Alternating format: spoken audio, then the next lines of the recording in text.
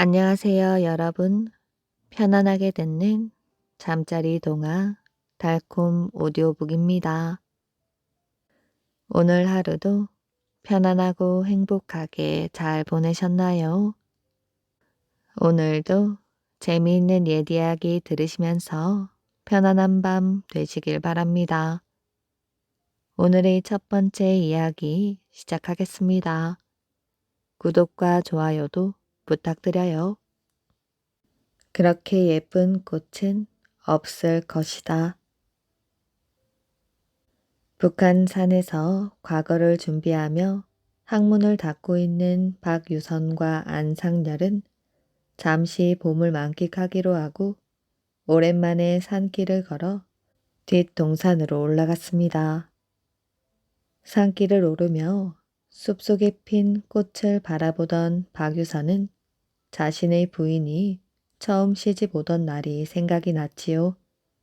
그날은 말 그대로 온 마을이 잔치 분위기로 떠들썩하였습니다. 홀 어머니 밑에서 자라난 박유사는 집안 형편이 어려워 마을 사람들은 모두 장가 가기가 어려울 것이라 하였지요. 그런데 우연히 가문 좋은 송씨 집안에서 혼인할 뜻을 전해와 혼례를 치르게 되었으니 집안의 경사일 뿐만 아니라 마을의 경사라 할 만큼 온 마을 사람들이 기뻐하였지요.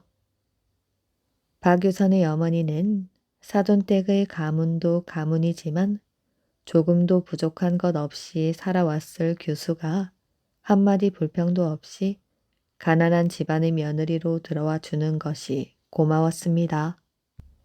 더욱이 며느리의 모습이 참으로 고왔으니 마을 사람들은 그런 송씨 부인을 보고 화수하라 부르며 꽃 중에서도 그렇게 예쁜 꽃은 없을 것이라 칭찬하였지요. 아니, 무엇을 그리 골똘히 생각하나? 안상렬이 봄꽃에 정신을 팔고 있는 박유선에게 물었습니다. 아, 실은 이 꽃을 보니 아내 생각이 나서. 박유선은 민망한 듯 상기된 얼굴로 대답하였어요. 거참, 아내 없는 사람 서럽게 하는군. 그래, 자네 아내가 그 꽃을 닮았는가? 안상렬은 박유선을 짓궂게 놀렸지요. 그런 게 아니고 실은 아내의 별칭이 화수화거든. 화수화? 꽃 중의 꽃이란 뜻인가? 굳이 말하자면 그렇지. 자네 아내가 그리도 미색이라는 말인가? 안상렬은 화수화라는 말에 호기심이 생겼지요. 뭐 그렇게까지 그냥 마을 사람들이 하는 말이지. 내가 아직 장가 가지 못한 친구에게 너무 아내 자랑을 하는 것 같군. 이제 그만두세. 안상렬은 더 이상 묻지 않았지만 박유선의 아내가 얼마나 고우면 화수아라는 별칭을 얻었을까 싶어 몹시 궁금하였지요. 두 사람이 이곳에서 만나 학문을 닦은 지도 언 3년이 다 되어 가고 있었습니다. 그동안 서로 잡생각을 버리고 학문에만 전념하였거늘 오늘 낮 송씨 부인의 이야기를 들은 이후로 안상렬의 마음이 흔들리고 있었습니다. 화수하라, 화수하. 얼마나 미색이면 화수하라 했을까? 잠자리에 들어서도 쉽사리 잠을 이룰 수 없었던 안상렬은 더 이상 누워 있을 수가 없었습니다. 이 사람은 무슨 복을 타고났기에 그리도 아름다운 아내를 얻었을꼬. 옆에서 곤히 잠든 박유선을 바라보던 안상렬은 무언가 결심한 듯 짐을 챙겨 새벽 안개를 밟으며 북한산을 떠났지요. 안상렬은 그 길로 박유선이 집이 있는 경성으로 갔습니다. 경성에 도착한 안상렬은 혹시라도 자신의 신분이 탄로 날까 두려워 이름을 바꾸고 박물장수의 집에 방을 얻은 후 박유선의 집 근처를 매일같이 배회하였지만 좀처럼 박유선의 아내를 볼 수 없었지요. 그렇게 며칠이 지나자 조급해진 안상열은 박물장수 할머니에게 은근히 물었습니다. 할멈, 이 근방에서 미색이 뛰어나 화수아라 불리는 여인이 산다던데 혹시 알고 있소? 아, 박시댁 아씨를 말씀하시는 모양이구먼요. 할멈은 단번에 대답하였어요. 그 아씨가 그리도 미색인가? 두말하면 잔소리이지요. 아마 양귀비나 서시도 와서 보면 울고 갈 것이라오. 할멈은 마치 자신의 자랑거리인 듯 대답하였습니다. 헌데 요즘 그 아씨께서 병이 나신 모양이어요. 하긴 병날만도 하시지.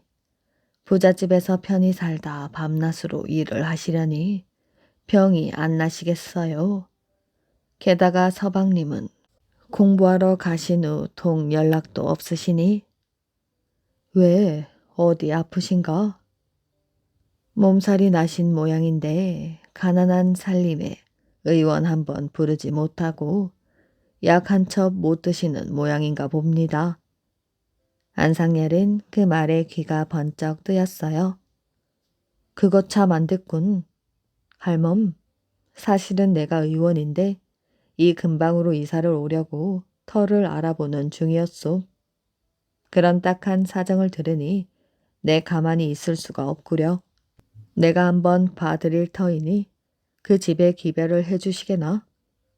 안상열은 자신이 의원인 듯 거드름을 피며 말하였어요.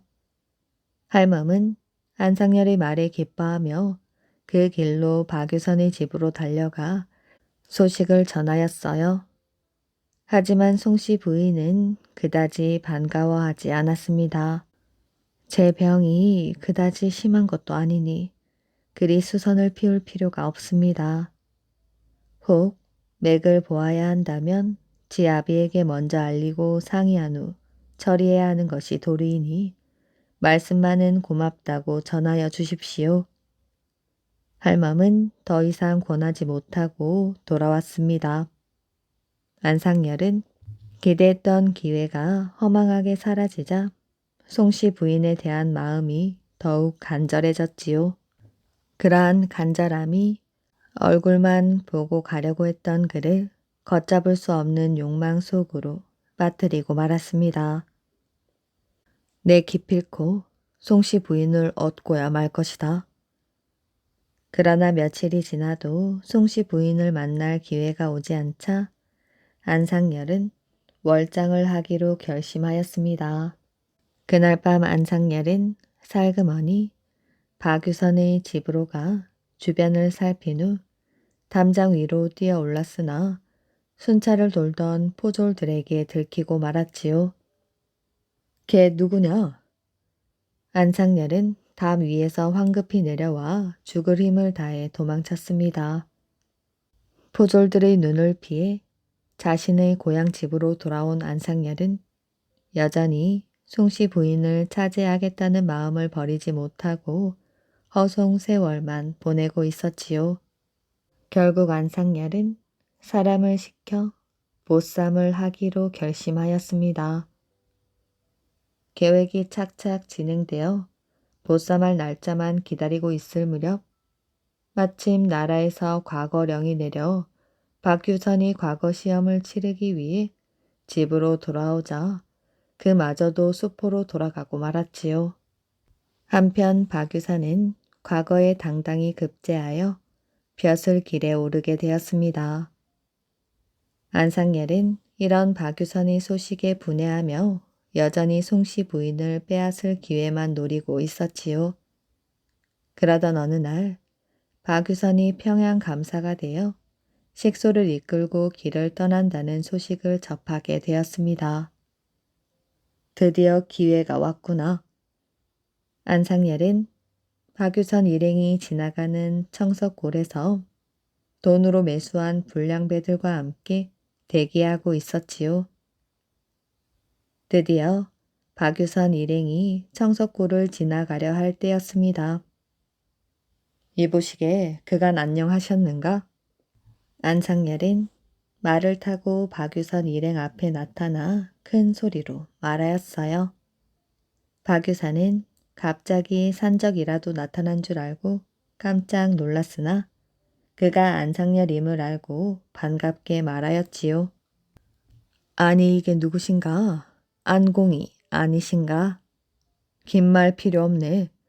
난 자네를 보기 위해 이곳에서 기다린 것이 아니네. 화수하라 부르는 자네 아내를 데리러 온 걸세. 그러니 순순히 내놓고 가시게. 안상열의 말에 박유사는 깜짝 놀라 입을 다물지 못하였지요. 주위에는 안상열의 부하인 듯한 사람들이 창과 칼을 들고 험한 표정을 짓고 서 있었습니다. 난 그녀를 얻기 위해 수년을 기다렸네. 그러니 무사히 이곳을 지나시려면 내 말을 들으시게나. 박유사는 어찌해야 할지 막막해하며 아내가 타고 있는 가마로 다가갔습니다. 그러나 박유선이 가까이 다가가기도 전에 가마에서 먼저 아내의 목소리가 들려왔지요. 이 안에서 듣자 하니 안 장군은 대장부 중에 제일의 대장부이신 것 같군요. 여인이 평생의 대장부를 모실 기회가 어디 흔하겠사옵니까? 내 기꺼이 따라가지요. 아내의 말에 박유선은 기가 막혔어요. 아무리 목숨이 위험한 지경에 이르렀다 해도 그리 쉽게 다른 남정네를 따라 나서겠다고 할 수 있는 것이며 안상열을 언제 보았다고 장군이라고 부르며 사내 대장부를 운운하는지 그는 도무지 이해할 수 없었습니다. 하지만 안상열은 아이처럼 좋아하였지요. 일이 그렇게 쉽게 성사되리라고는 미처 생각하지 못했던 것입니다. 그는 한바탕 크게 싸움이 벌어질 거라고 생각했었는데 송씨 부인이 스스로 자신에게 오겠다고 하니 여간 기쁘지 않았지요. 안 장군께 몇 가지 청이 있사옵니다. 송씨 부인이 가마 안에서 말하였어요. 우선 새로이 혼례를 올리되 용례를 갖추어 할 수 있도록 해주시고 둘째로 가까운 주막이라도 들어가 제가 혼인에 앞서 목욕을 할 수 있게 해 주십시오. 그리고 제가 준비를 끝내고 가마에 오르면 곧장 남편이 있는 곳에서 멀리 떠나 주십시오. 그리해 주신다면 안 장군을 기꺼이 따르겠어요. 안상열은 당장 근방에 있는 주막으로 박유선 일행을 끌고 갔습니다. 그리고 조모에게 엽전 꾸러미를 던지며 목욕을 할 수 있도록 물을 데우고 술과 기름진 안주를 어서 내오라고 시켰지요. 안상열 일행은 모두 먹고 마시며 흥겨워했는데 특히 안상열은 벌어진 입을 다물 줄을 몰랐습니다. 이윽고 채비를 마친 송씨 부인의 가마가 나오자 안상열 일행은 박유선에게는 눈길도 주지 않고 어디론가 한달음에 말을 달려 떠났습니다. 주막에 남은 박유선은 허탈하였지요. 내 이 꼴을 당하고 어찌 평양 감사를 할 것이야. 벼슬을 내놓고 고향 집으로 돌아가 농사나 지으며 여생이나마 편히 보내는 게 나을 듯 하구나. 박유선이 망연자실하여 안상열이 사라진 곳을 바라보고 있는데 주모가 다가와 잠시 방 안으로 들기를 권하였습니다. 만사가 허탈해진 박유선은 술이나 한잔할 요량으로 방문을 열고 안으로 들어갔지요. 아니, 부인. 방 안에서는 아내가 조용히 미소를 지으며 앉아 있었습니다. 부인, 어찌된 일이오? 허면 가마에는 누가? 유모가 타고 있지요. 아내의 대답에 그제야 앞뒤 정황을 이해한 박유선은 아내의 지략에 감탄하며 기뻐하였습니다. 한편 안상열은 송씨 부인의 청을 들어주기 위해 단숨에 송도까지 말을 달린 후 한적한 주막에 자리를 잡았습니다. 부인, 이만하면 청석골에서 멀리 오지 않았소. 이제 부인의 얼굴이나마 봅시다.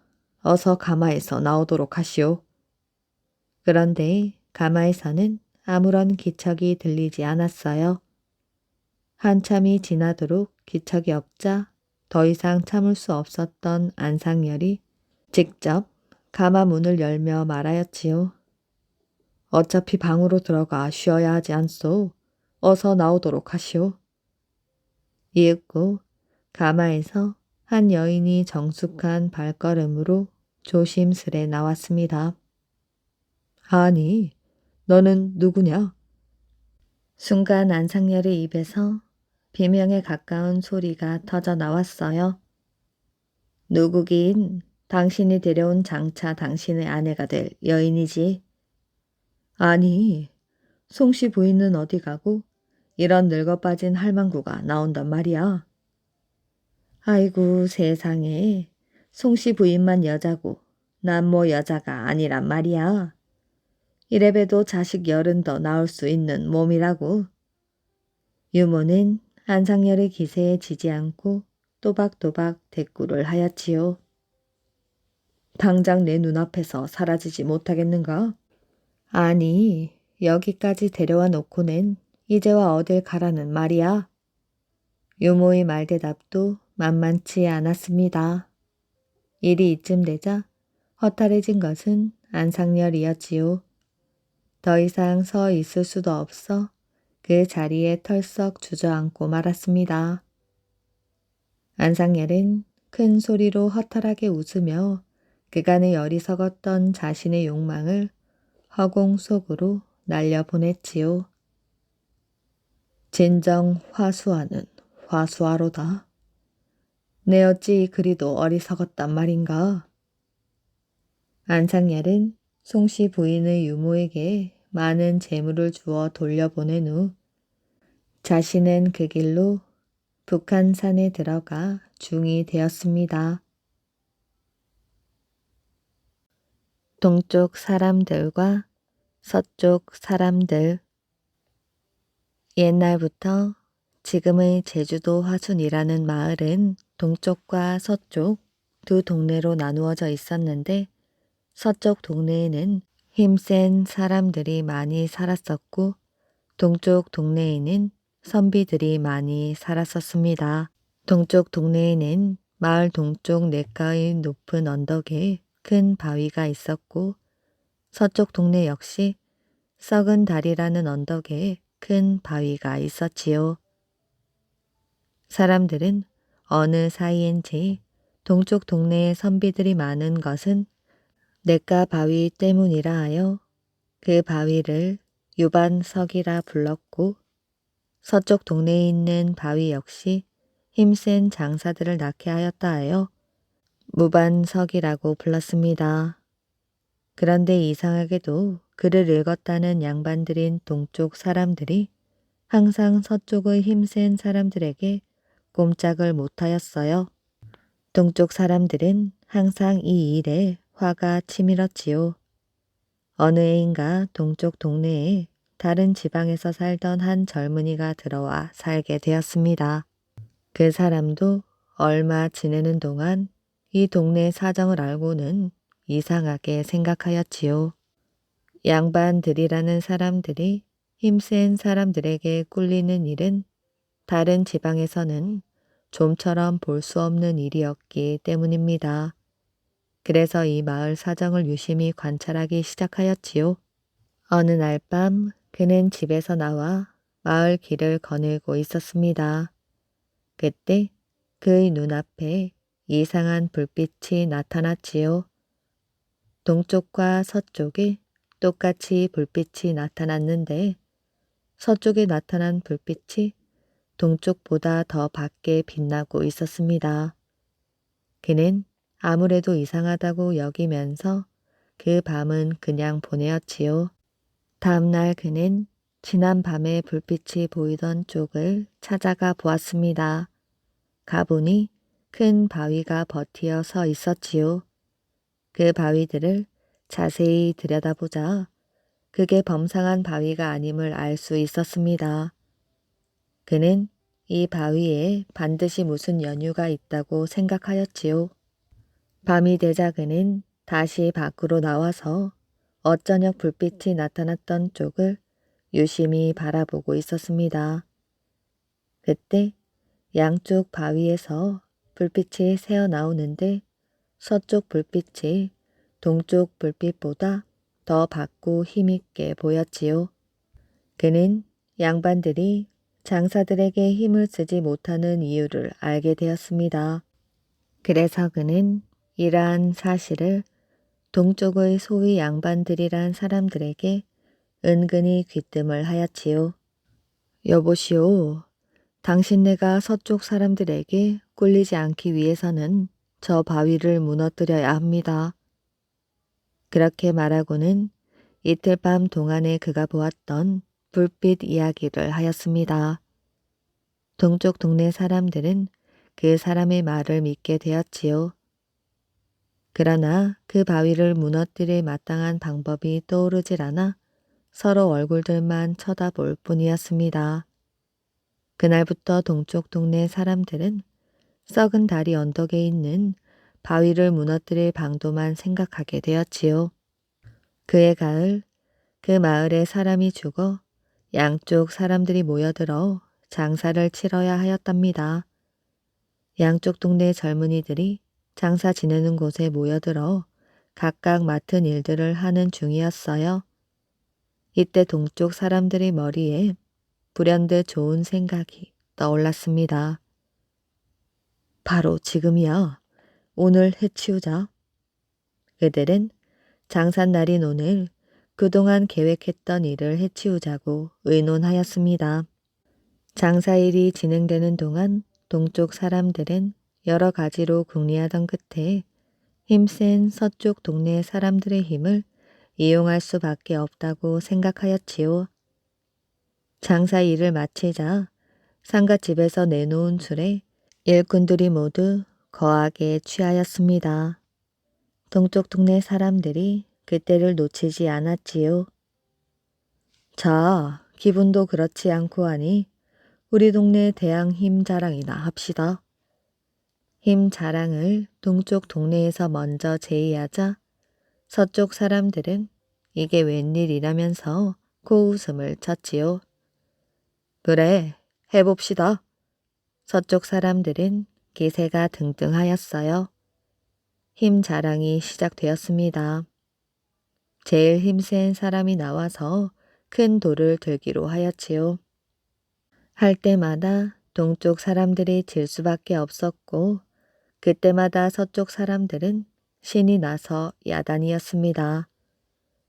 자, 이번에는 온 마을 사람들이 모여들어 저 바위를 굴려보기로 합시다. 동쪽 동네 청년 대표가 나와서는 서쪽 썩은 다리에 있는 그 바위를 가리켰습니다. 이번에는 우리가 먼저 하겠소. 늘 지기만 했으니. 동쪽 동네에서부터 먼저 그 바위를 무너뜨려 보기로 하였습니다. 서쪽 사람들은 속으로 웃기만 하였지요. 쟤까진 놈들이 모두 힘을 써봐야 별 수 있겠냐고 생각하였지요. 동쪽 동네 사람들이 모여들어 힘을 써보는 척 하였으나 바위는 끄떡도 하지 않았습니다. 그들은 손을 털고 비슬비슬 뒷걸음질하면서 물러났지요. 그때를 기다렸다는 듯이 서쪽 동네 사람들이 우아하고 소리를 지르며 그 바위에 달려들었습니다. 순식간에 바위는 나동그라졌지요. 그때 그 굴러 넘어진 바위 밑에서 파란 비둘기 한 쌍이 푸드덕 날아오르더니 하늘로 솟았습니다. 비둘기는 한라산 쪽으로 요요히 날아가 버렸지요. 그제서야 서쪽 사람들은 동쪽 사람들의 속임수에 넘어간 것을 알고는 분통이 터졌답니다. 저놈들이 우리를 속인 것이야. 우리도 가서 저 동네 바위를 부숴버리자. 서쪽 사람들이 소리를 지르면서 동쪽으로 달려갔습니다. 모두들 그 바위에 몰려들었지요. 그런데 이상한 일이 생겼습니다. 그들이 모여들면 거뜬히 넘어뜨릴 수 있었던 그 바위가 끄덕도 하지 않았지요. 벌써 서쪽 사람들의 힘이 빠져버린 것이었습니다. 서쪽 젊은이들은 땅을 치며 억울해하였지요. 그 뒤로도 서쪽 사람들의 힘이 점점 약해져 갔습니다. 힘쓴다는 사람들은 비실비실 병이 들어서 죽곤 하였고 또 힘 있는 사람들이 태어나지도 않았지요. 결국 힘으로도 동쪽 동네 사람들을 당할 수 없게 되었습니다. 여인과 아이를 보살펴준 장사꾼. 옛날 충청도 어느 마을에 보부상이 있었습니다. 그는 소금이나 생선을 지게에 지고 장터를 돌아다니며 장사를 하였지요. 그런데 충청도에는 그 말고도 많은 보부상이 있었습니다. 그들도 부지런히 돌아다니며 물건을 팔다 보니 경쟁이 아주 치열하였지요. 사람들은 단골 상인에게만 물건을 사는 버릇이 있어 단골 고객을 얻기가 쉽지 않았습니다. 차라리 강원도로 들어가자. 그곳은 길이 험하고 멀어 보부상들이 많이 다니지 못할 거야. 보부상은 처음으로 강원도 땅에 발을 들여놓았습니다. 자신이 예상한 대로 그곳은 마을과 마을 사이가 멀고도 험하였지요. 심지어 높은 고개를 넘어야 하는 경우도 있었습니다. 돌아다니느라 몸은 고달팠지만 마음은 즐거웠습니다. 보부상이 많이 없어 장사가 제법 잘 되었기 때문이지요. 보부상은 내친 김에 강원도 인제 땅까지 들어갔는데 어느새 계절은 찬 바람이 부는 겨울로 바뀌어 있었습니다. 그는 숨을 헐떡거리며 고개를 넘어가고 있었습니다. 사람들의 발길이 뜸해 마주치는 사람은 거의 없었지요. 보부상이 초주검이 되어 고개를 넘었을 때 짧은 겨울에는 어느새 서산 마루에 걸려 있었습니다. 워낙 산이 깊어 마을은 보이지 않고 외딴 집 한 채만 쓰러질 듯 서 있었지요. 아이고, 더는 못 걷겠다. 날이 저물어 가니 저 집에서 하룻밤 묵어 가야겠다. 보부상은 집 앞으로 다가갔습니다. 여보시오, 주인 어른 계십니까? 보부상이 큰 소리로 외치자 주인 여자가 집 안에서 나왔습니다. 수고가 많으시네요. 그런데 이 일을 어쩌죠? 이 집에는 저 혼자뿐입니다. 주인 양반이 급한 볼일로 강릉에 갔거든요. 보부상은 주인 여자를 바라보았습니다. 주인 여자는 아기를 낳을 때가 되었는지 배가 남산만했지요. 주인 여자는 자신의 배를 쓰다듬으며 말을 이었습니다. 보시다시피 제가 홀몸이 아니라서 손님을 돌봐드릴 형편도 못 됩니다. 대접은 필요 없습니다. 날이 어두워지니 그냥 하룻밤 묵어가게 해 주십시오. 헛간이라도 좋습니다.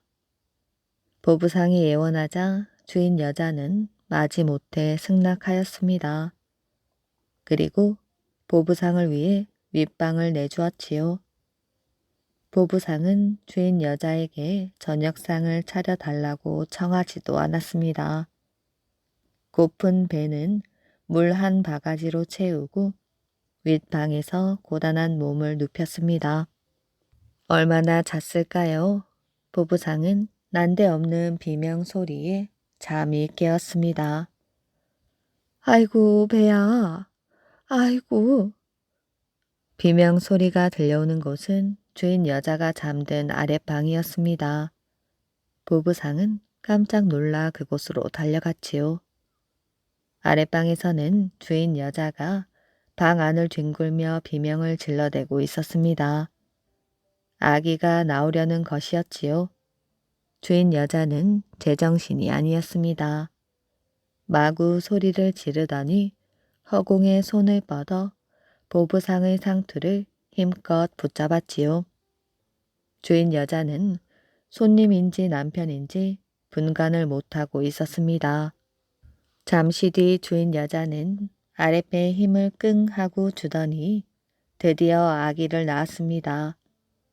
아기는 아들이었어요. 주인 여자는 아기를 낳느라 힘을 모두 빼어 죽은 듯이 누워 있었습니다.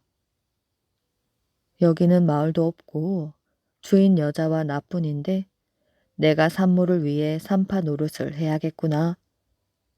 부부상은 이런 생각을 하고 부엌으로 들어갔습니다. 다행히 미역도 있고 양식도 충분히 있었지요. 출산을 앞두고 미리 준비해 놓은 모양이었습니다.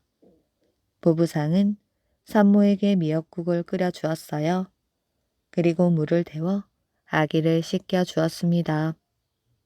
부부상은 날이 밝으면 그곳을 떠나야 하였지요. 그런데 공교롭게도 그날 밤 폭설이 내려 부부상은 발이 묶이고 말았습니다. 얼마나 많은 눈이 내렸는지 집 밖으로 나가지 못할 정도였습니다. 눈은 처마 끝까지 쌓여 있었지요.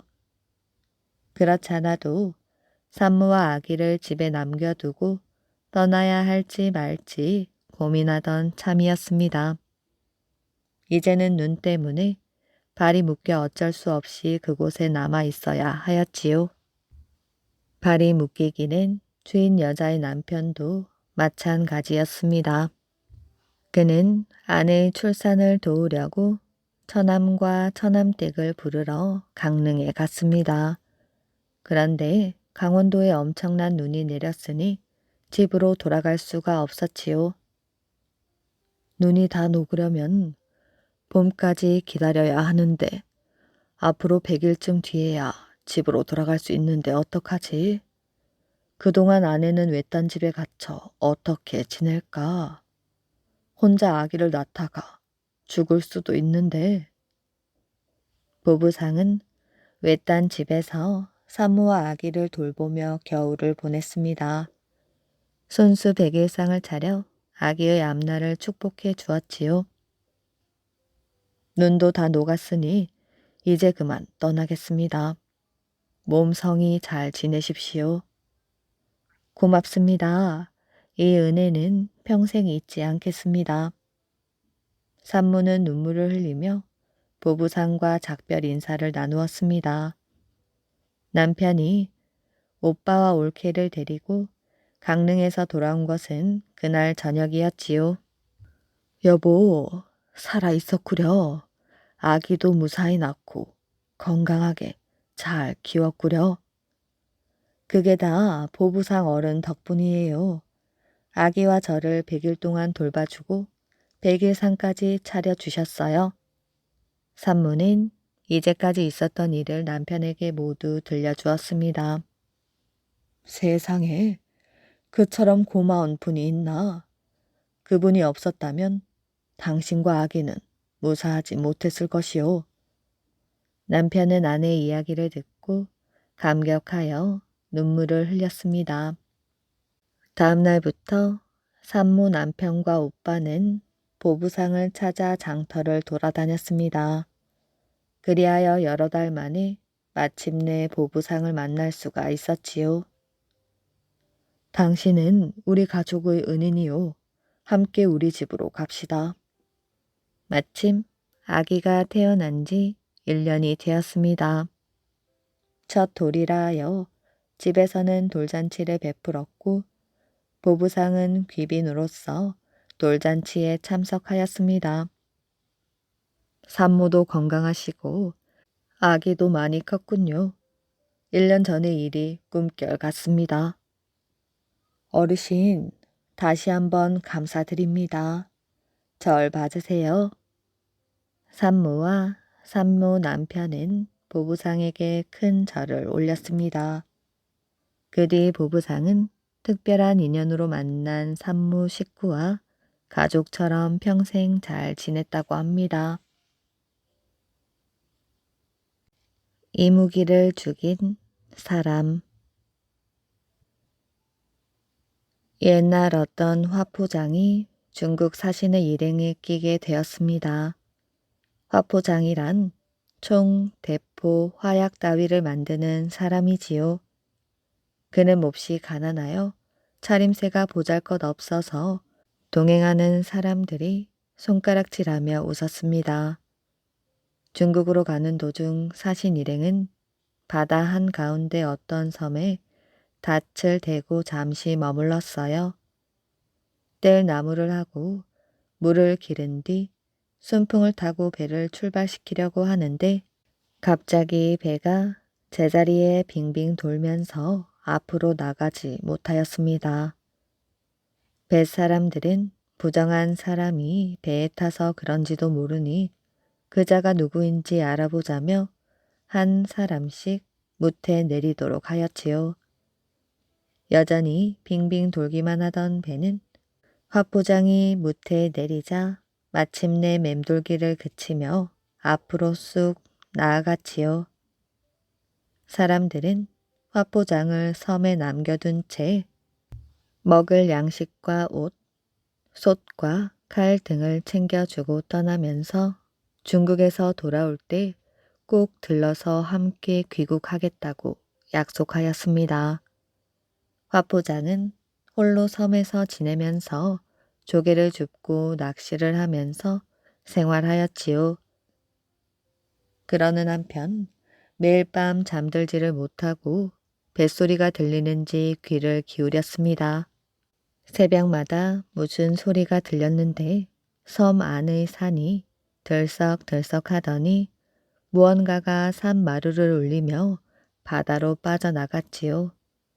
또 해가 저물면 바다 한가운데에서 파도를 일으키고 골짜기를 진동시키며 섬으로 들어오는 소리가 들렸습니다. 몹시 이상하게 여기고 숲을 속에 숨어 살펴보니 큰 이무기 한 마리가 보였지요. 굵기는 커다란 뗏목만 했고 길이는 몇백 자가 되는지 짐작할 수 없었습니다.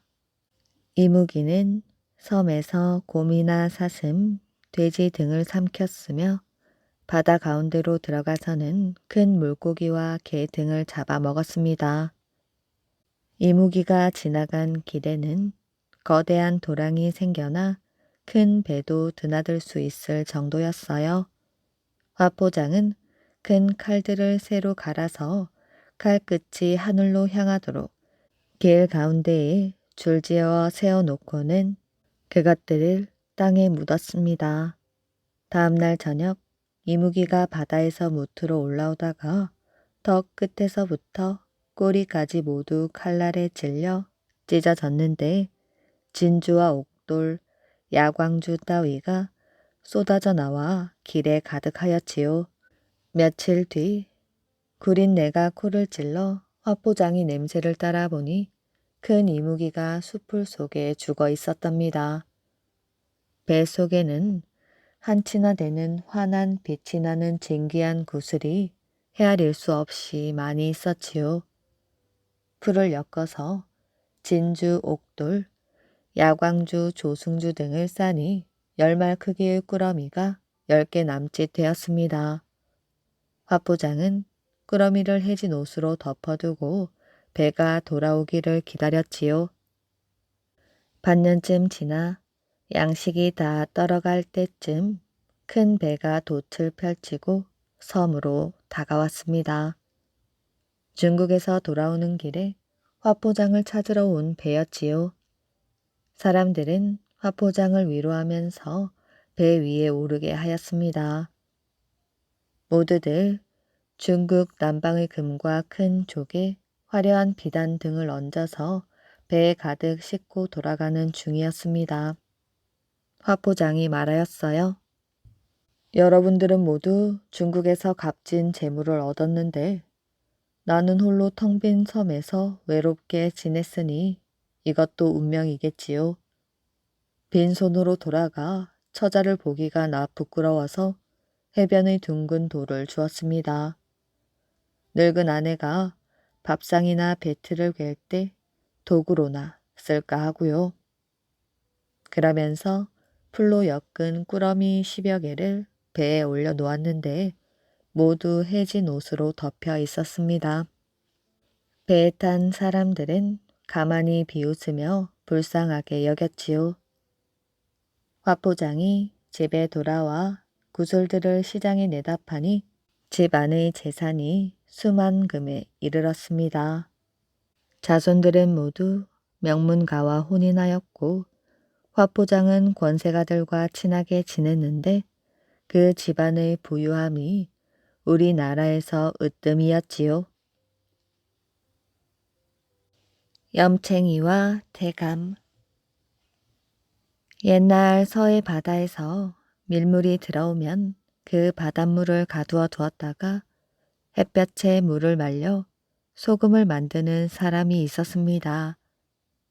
이 사람을 가리켜서 사람들은 염챙이 염챙이하고 손가락질 하면서 쌍놈이라고 상대를 하려고 하지 않았습니다.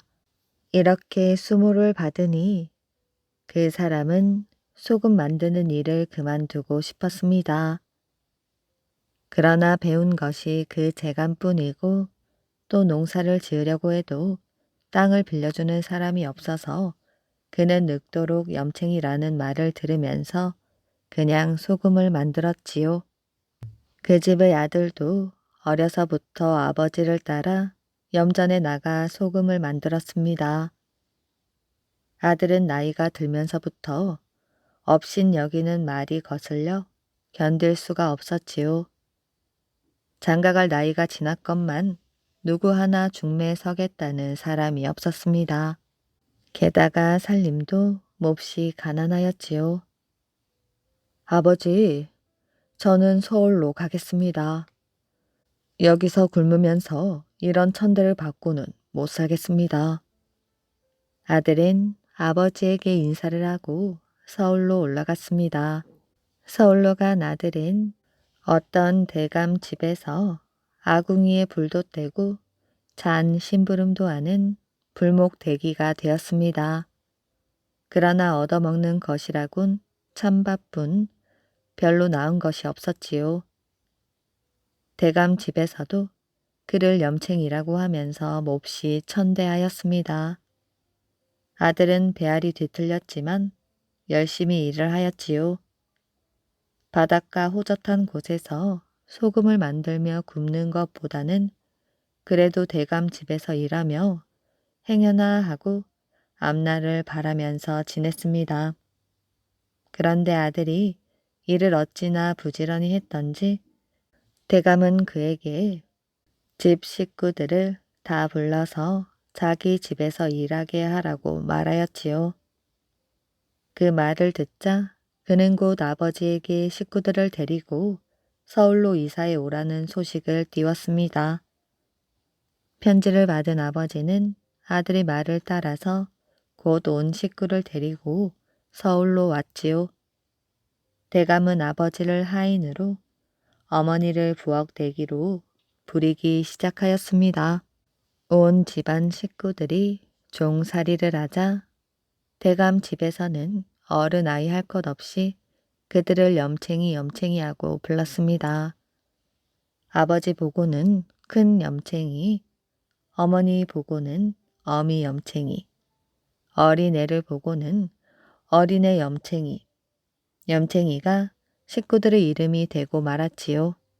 그 집 대감뿐 아니라 이웃집 대감들도 염챙이 염챙이 하며 그들을 놀려주었습니다. 두고 보자. 어느 때고 대감 놈들에게 본때를 보여줄 것이야. 대감의 생일날이었습니다.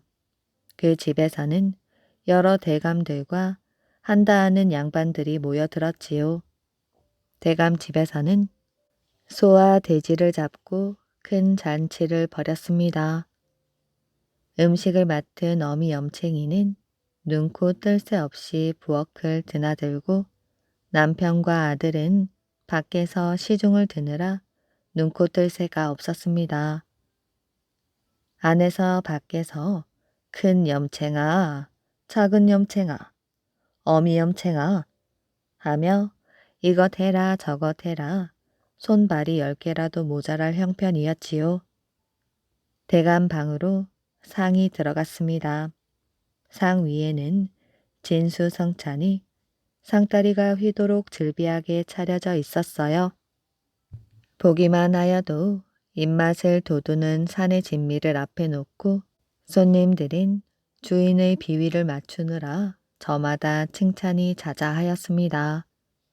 손님들은 군침을 꿀꺽 삼키며 에헴 하고 헛기침을 하곤 하였지요. 그런데 보기와는 달리 음식이 맛이 없었습니다. 고기도 채소도 생선도 달걀도 싱겁기만 하고 제맛이 나지 않았지요. 주인집 대감은 점잔을 빼면서 소리를 쳤습니다. 어미염챙아, 음식이란 간을 해야 맛이 나는 법인데 어째 소금을 치지 않고 만들었는고? 이제라도 얼른 소금과 간장을 들여오너라. 이 말을 듣고 어미염챙이는 공손히 허리를 구부리며 대답하였습니다. 소금이란 염챙이라는 천한 상놈이 만든 것이온데 상놈이 만든 것을 넣었다가 욕을 먹을까봐 안 넣었습니다. 상놈이 만든 것을 대감께서 안 잡수실 게 뻔하니까요. 대감들은 모두 얼굴이 벌개졌습니다. 이 일이 있고 난 뒤부터 사람들은 다시는 그들을 염챙이라고 놀리지 못했다고 합니다. 게으른 아들. 옛날 어느 마을에 가난한 농사꾼이 살았는데 이 사람에게 아들이 하나 있었습니다. 그런데 이 아들이 일하기를 아주 싫어하였지요. 들에서 농사일을 하면서도 늘 입이 10대 발이나 나와 투덜거리는 게 일이었습니다. 건너마을 복동이는 날마다 방에서 글만 읽던데 나는 이게 무슨 꼴이람? 아버지, 나도 이 지겨운 농사일 그만두고 글 공부를 하게 해줘요. 이라고 매일매일 졸라대었지요. 그러니 아버지가 아주 귀가 시끄러워서 그럼 그러라고 허락을 하였습니다. 그러면 너는 내일부터 일하지 말고 방에서 글 공부만 하거라. 그런데 글 공부를 하려면 옷차림을 단정하게 하고 앉아서 참을성 있게 글만 읽어야지 딴짓을 해서는 안 된다.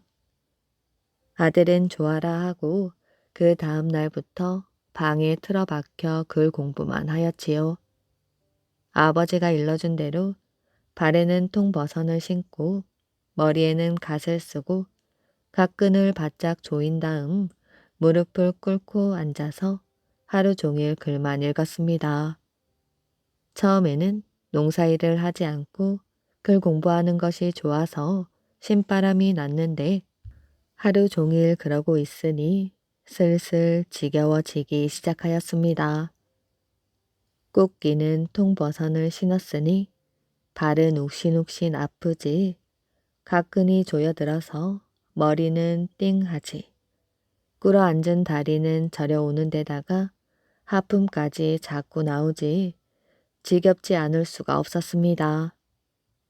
그래도 떼약볕에서 농사일 하는 것보다 낫지 싶어서 꾹 참고 글 공부를 하였지요. 그런데 하루가 지나고 이틀이 지나니까 정말 지겨워서 견딜 수가 없었습니다. 잠깐 그러고 있는 것도 아니고 하루 종일 통버선 신고 가끈 조이고 꿇어 앉아서 글을 읽는다는 게 쉬운 일이 아니었습니다. 나중에는 온 몸이 쑤시고 오금이 저려서 아주 죽을 맛이었어요. 아이고, 내가 멋에 쓰여서 이 지겨운 글 공부를 하려고 한 것이야.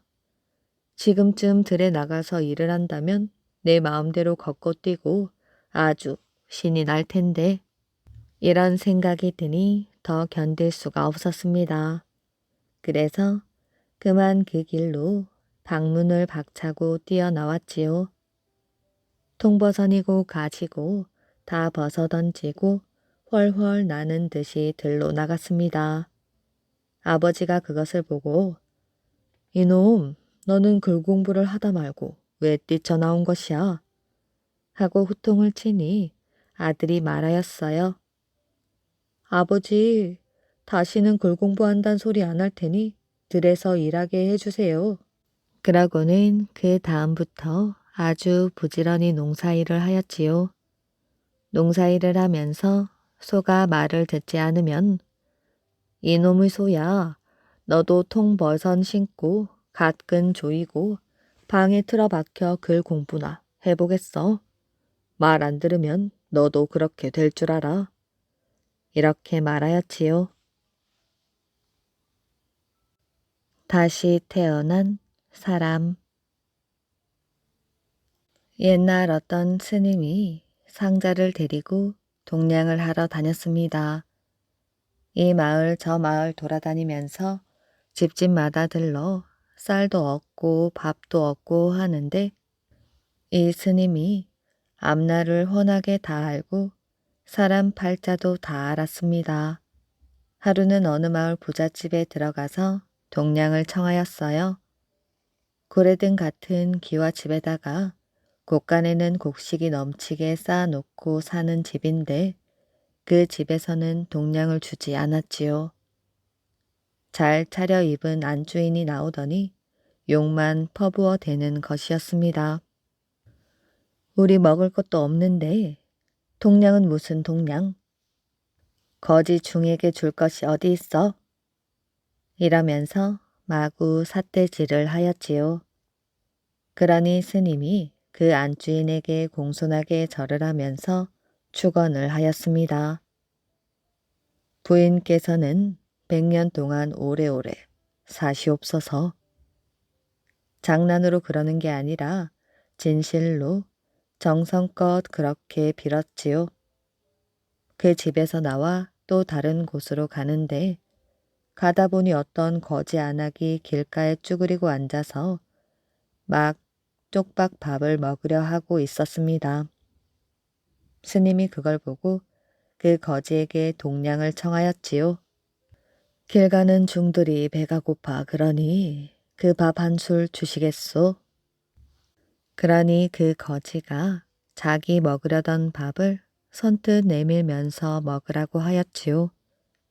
스님은 쪽박을 받아 상자와 함께 맛있게 밥을 나누어 먹었습니다. 그리고 나서 또 공손하게 절을 하는데 이번에는 말이 달랐지요. 부인께서는 지체 말고 세상을 뜨십시오. 이번에도 장난이 아니라 진심으로 그러는 것이었습니다. 상자가 들어보니 참 이상하였지요. 욕을 하고 삿대질하면서 내쫓은 사람에게는 오래 살라고 축원을 하고 저 먹을 밥까지 선뜻 건네준 사람에게는 빨리 죽으라고 막말을 하다니요. 도대체가 제정신으로 하는 짓 같지가 않았습니다. 스님, 나쁜 사람에게는 복을 주고 착한 사람한테는 벌을 주니 이게 어찌 돌을 닦은 스님이 할 짓입니까? 그래도 스님은 그저 방긋 웃기만 하고 아무 말도 않았습니다. 그렇게 세월이 많이 흘렀지요. 하루는 또 스님이 상자를 데리고 여기저기 동냥을 하러 다녔습니다. 한 군데를 가니 어떤 거지 할머니가 이 집 저 집 다니면서 밥을 빌어먹고 있었지요. 추운 날인데 옷옷을 입고 덜덜 떨면서 구걸을 하고 있었습니다. 그걸 보고 스님이 상자에게 물었어요. 저 거지 할머니가 누군지 알겠느냐? 글쎄요, 본 적이 없는 것 같습니다. 본 적이 있을 것이야. 오래전 큰 부잣집에서 우리 먹을 것도 없는데 동량은 무슨 동량이냐고 욕을 하며 우리를 내쫓던 안주인이 있었지 않느냐? 아, 예, 그러고 보니 생각납니다. 그 안주인이 바로 저 사람이란다. 내가 그때 오래오래 살라고 축원을 해준 덕분에 그 많던 재산 다 잃고 비렁뱅이가 돼서도 아직까지 고생스럽게 살고 있지 않느냐? 그러고 나서 또 한참 가다 보니 이번에는 귀한 집 부인이 가마를 타고 가고 있었지요. 고운 비단 옷을 따뜻이 차려입은 부인이 사람들을 여럿 거느리고 길을 가고 있었습니다. 그걸 보고 또 스님이 상자에게 물었어요. 저 귀한 부인이 누군지 알겠느냐? 아니요, 본 적이 없는 것 같습니다. 본 적이 있을 것이야. 오래전 길가에서 자기가 먹으려던 쪽박밥을 우리에게 선뜻 내준 거지아낙이 있었지 않느냐? 바로 그 거지아낙이 바로 저 사람이지. 내가 그때 지체 말고 세상을 뜨라고 축원을 한 덕분에 고달픈 세상 빨리 하직하고 귀한 몸으로 다시 태어나 저렇게 호강하며 살고 있지 않느냐. 그제야 상자가 스님의 뜻을 알아차리고 고개를 끄덕였습니다. 양녕대군 이야기. 태종 4년 양녕대군 이제가 세자로 책봉되었습니다. 원자로 책봉된 지 2년 만이었어요. 양녕대군은 태조 3년 태종 이방원과 원경 왕후 민씨 사이에 맏아들로 태어났습니다. 양녕대군이 태어났을 때 태종은 대군의 신분으로 정도전 세력과 맞서고 있었어요.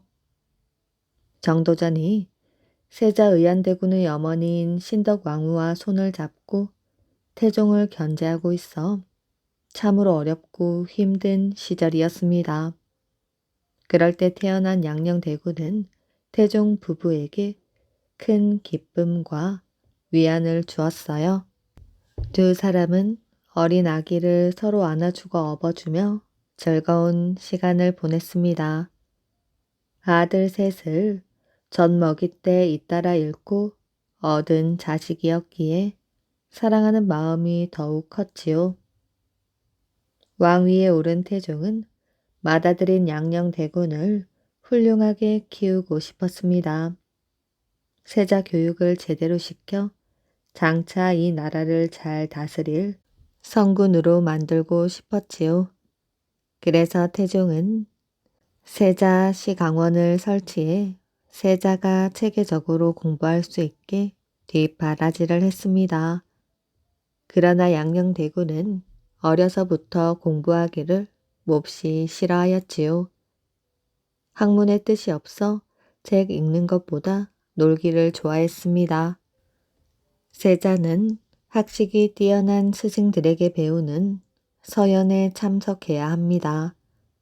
그런데 양녕대군은 서연 자리에 있으면서 열심히 강의를 듣지 않고 장난을 치거나 한눈을 팔았어요. 어느 날 양녕대군은 바깥틀에 참새 잡는 틀을 설치해 놓았습니다. 그리고 수업 시간에 자꾸 바깥을 힐끔거렸지요. 그러자 세자를 가르치는 선생인 빈객이 양녕대군에게 주의를 주었습니다. 책을 읽지 않고 뭐 하시는 것입니까? 책에서 눈을 떼지 마십시오. 양녕대군은 공부하는 척하며 여전히 바깥을 힐끔거렸습니다. 그러다가 갑자기 소리를 쳤지요. 잡혔다. 양녕대군은 기뻐하며 벗은 발로 바깥들로 뛰쳐나갔습니다. 빈객은 양녕대군을 보며 긴 한숨을 내쉬었어요. 어쩌면 좋지. 세자께서는 도무지 공부에 관심이 없으시니. 그러던 어느 날 태종은 시종을 불러 이런 명령을 내렸습니다. 세자가 공부를 하지 않고 놀기를 좋아해서 큰일이구나. 12살이면 마음을 잡고 학문에 정진해야 할 나이가 아닌가.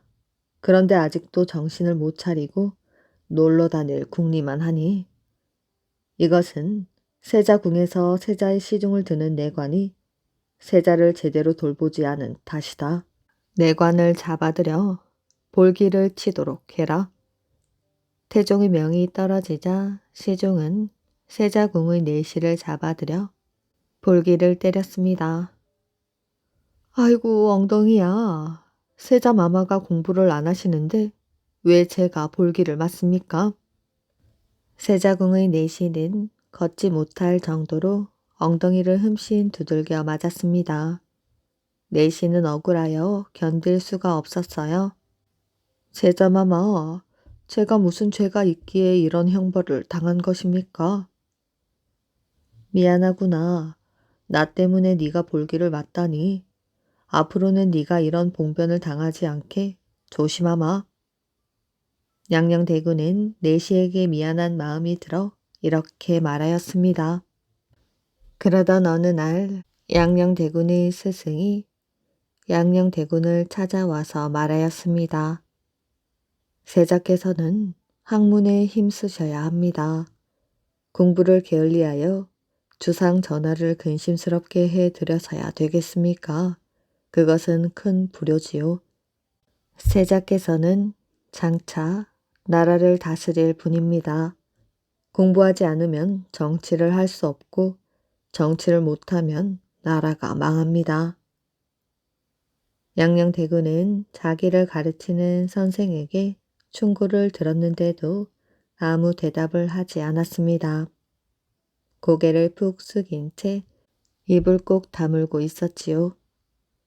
그 뒤에도 양녕대군은 공부를 멀리하고 놀러 다니는 버릇을 고치지 않았습니다. 그래서 태종은 수시로 선생들을 불러 이런 부탁을 하였지요. 세자가 서연에 들어오면 모든 관원은 잠시도 자리를 비우지 말라. 세자가 식사를 하거나 움직이거나 가만히 있을 때에도 그 곁을 꼭 지키고 있어야 할 것이야. 세자가 장난을 치지 못하게 하고 오로지 공부에만 힘쓰게 하거라. 세자가 말을 듣지 않는다면 곧바로 내게 알리거라. 양녕대군은 다른 사람들의 말은 무시해도 아버지 태종은 무서워하였습니다. 그래서 태종이 글을 외우라고 하면 양녕대군은 밤새워 글을 읽기도 하였지요. 그러나 그것도 그때뿐이었습니다. 양녕대군은 방 안에 앉아 글을 읽는 것보다 밖에 나가 놀기를 좋아하였지요. 그러자 사간원에서는 세자가 공부를 하지 않는다고 계속해서 상소를 올렸지요. 그리고 어느 날은 세자에게 공부 방법과 시간을 정해 놓아야 한다고 상소를 올렸습니다. 그에 따라 태종은 세자 시강원에 다음과 같이 어명을 내렸습니다. 세자는 하루에 2번씩 서연에 나가도록 해라. 그리고 세자가 그날 어떤 경서를 어느 글귀부터 어느 글귀까지 몇 자를 몇 번 읽었는지 기록해 놓고 서연관이 날마다 감독하라. 만약 세자가 정해놓은 분량을 채우지 못하면 서연관을 벌 주도록 해라. 임금과 신하들은 세자가 학문에 열중하도록 온갖 노력을 기울였습니다. 하지만 양녕대군은 아프다는 핑계를 대며 서연에 자주 나가지 않았지요. 그래서 서연관들은 양녕대군에게 눈물을 흘리며 제발 서연에 나오라고 간절히 청하였는데 그러면 마지못해 서연에 나가곤 하였습니다. 양녕대군은 누가 가르치지 않아도 어려서부터 말타기와 활쏘기를 좋아했습니다. 그리고 매 사냥을 좋아하여 언제나 산속을 헤매고 다녔지요. 태종 12년 태종은 이 사실을 알고 세자궁의 내시들을 불렀습니다. 세자가 매를 세자궁에 두고 있다면서 너희들은 어찌 그것을 구경만 하고 있었느냐? 요즘 세자가 밤새워 풍악을 울리며 술을 마시고 논다면서 너희들의 죄가 크다. 태종은 내시들을 야단쳤습니다. 뿐만 아니라 양녕대군에게 매를 바친 사람들을 찾아내어 볼기를 때리기까지 하였지요. 그래도 양녕대군은 달라지지 않았습니다. 여전히 아프다는 핑계를 대고 서연에 나가지 않았으며 그 대신 팔뚝에 매를 올리고 대궐 밖으로 나갔지요. 세월이 흘러도 양녕대군이 공부는 하지 않고 말썽만 부리자 태종은 양녕대군에게 반성문을 쓰게 하였습니다. 그러나 양녕대군은 반성문을 쓰고도 전혀 달라지지 않았지요. 여전히 대궐 밖으로 빠져나가 건달패와 어울려 다니며 술 타령을 하였습니다. 그리고 기생들을 사귀고 사냥에서 돌아오다가 거리에서 덩실덩실 춤을 추기도 하였지요. 세자로서는 도저히 할 수 없는 행동들이었습니다. 보다 못한 대신들은 태종에게 상소를 올렸습니다. 세자에게 반성문을 쓰게 하고 종묘에 나가 읽게 했을 때 진정으로 정신을 차리기를 바랬습니다. 그러나 세자는 자기 잘못을 뉘우치고 자중하려는 뜻이 없습니다. 이제는 그 죄가 하늘을 속이고 임금을 속이고 아버지를 속이는데 이르렀습니다. 이런 세자는 폐하여야 마땅합니다. 주상전하, 세자를 폐하십시오. 양녕대군은 이미 태종의 눈밖에 났습니다. 태종이 대신들의 뜻을 받아들이니 결국 양녕대군은 세자 자리에서 쫓겨나고 말았지요. 그 대신 동생인 충녕대군이 세자로 책봉되었습니다. 충녕대군은 어려서부터 영특하고 학문을 좋아하여 군왕으로서 손색이 없었지요.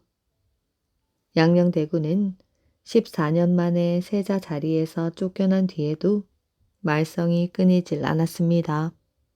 남의 첩을 가로채는가 하면 남의 집 개를 훔치다가 발갑되기도 하였지요.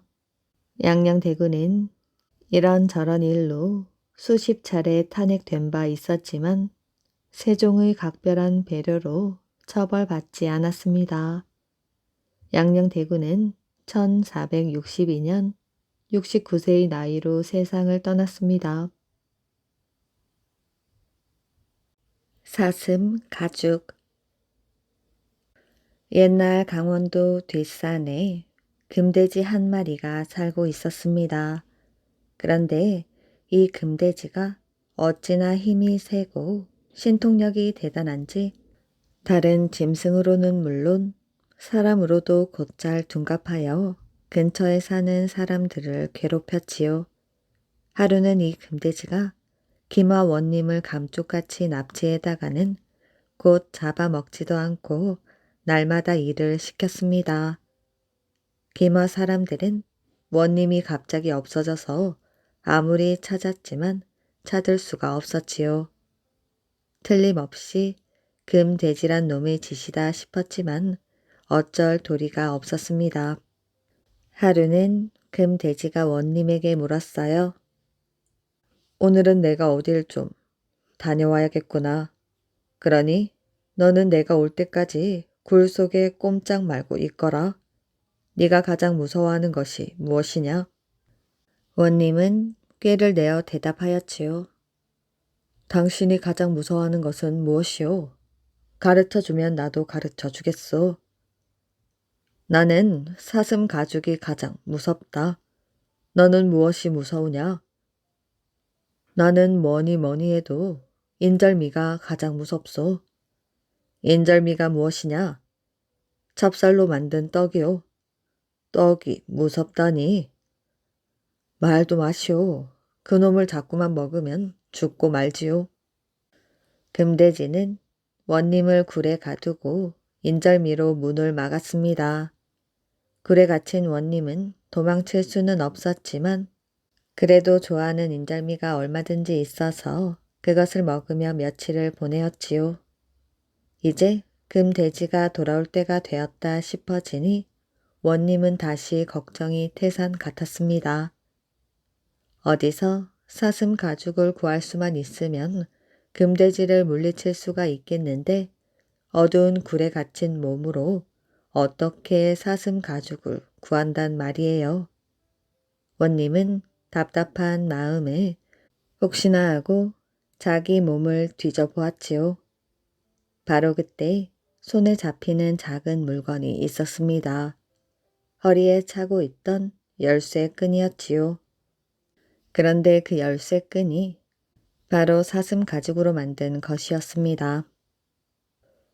옳지, 여기 사슴 가죽이 있었구나. 그런데 너무 작아서 어쩔까? 그렇지만 작아도 사슴 가죽은 틀림없는 사슴 가죽이니. 원님은 두근거리는 가슴으로 금돼지를 기다리고 있었습니다.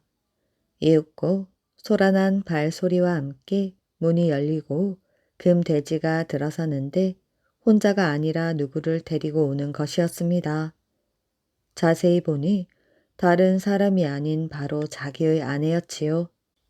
아내를 본 원님은 깜짝 놀랐지만 이때다 생각하고 열쇠끈을 불쑥 앞으로 내밀며 고함을 질러대었습니다. 이놈, 이게 무엇인 줄 아느냐? 금돼지는 열쇠끈을 보자 금방 기운이 빠져서 바닥에 쓰러져 버둥거렸지요. 이를 본 원님은 더욱 기운을 내어 금돼지를 칼로 찔러 죽였답니다.